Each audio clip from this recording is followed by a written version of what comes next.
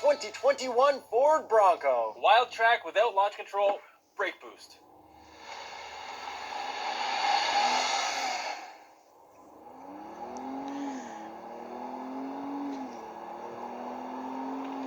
Not bad at all. Horsepower and torque. 310 horsepower, 400 pound-feet of torque from a 2.7-liter EcoBoost V6. And this one only comes in automatic, where the smaller motor that is available comes in manual as well. Yeah, and this only comes in 10-speed, and I believe it's also shared with the F-150. So why did I call this a real Bronco, Jacob? Well, because we already drove the Bronco Sport, and everybody that we've ever talked to that isn't a car person thinks that the Bronco Sport is the Bronco. That's based off just normal Ford SUVs, and this is a full-on Jeep Wrangler competitor. It's a body-on-frame truck of an SUV. Yeah, and it's got big tires, a lot of off-road stuff. Should we start with the looks? Yeah, we should, because it looks amazing. We have it in Wild Track spec, which also includes the Sasquatch package, which is an off-roady package. And that's how you get the huge tires and the huge fender flares. Yeah, so this has the 35-inch tires, you get the wider fender flares, you get lifted Bilstein suspension, you also get locking front and rear axles. And this wheel tire combo is as big as a Ford Raptor's wheel tire combo. Yeah, exactly the same size, 35-inch tires, 315, 70, 17.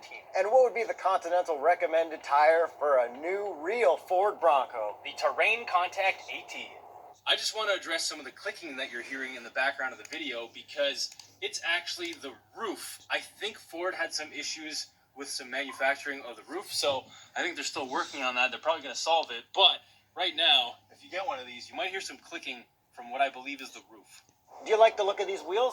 I really like the look of these wheels. They fit on the Raptor as well. But what's cool is there are steely versions in different models that you can get. Maybe not all the sizes. Yeah. Because these are bead lockable rims. Yes, they're rims, bead lockable wheels. Bead lockable wheels. Okay, we should move to the front end then. We've got a very similar grille and front end to the Bronco Sport. Yes, except this is the the cool one that everybody wants because it has the LED headlights and the white Bronco lettering as well. And depending on what trim you get, you're not going to get like full outline daytime running lights, which could suck. Yeah, because shout out to Kitchener Ford who lent us this vehicle. They actually had another Bronco sitting right on the lot, different spec, did not have LED headlights on the outside, just the inner part where the turn signal is. Yeah, I think it's a must to have this, and big shout out to Kitchener Ford. If you need to get a Ford, you're booking a Ford GT. Ooh, you want to get maybe a Bronco. A Bronco, use Focus RS. Maybe a Bronco Sport. Mustang Mach 1, you know we love that. Go there. Yeah, because they hooked us up with this Bronco for review. And we're keeping this one on the road out of respect to them because it's a dealership. Yeah, we don't want to beat up a car that they're selling to someone else. Exactly. Unless it's a press car, in which case we'll beat those cars up. Oh yeah, but then they'll get sold for like a really good deal. Yeah, that's corporate, yes. Not a dealership. Okay, so back to the car. We also popped the hood on this one. Sorry, truck, because everybody's going to get angry.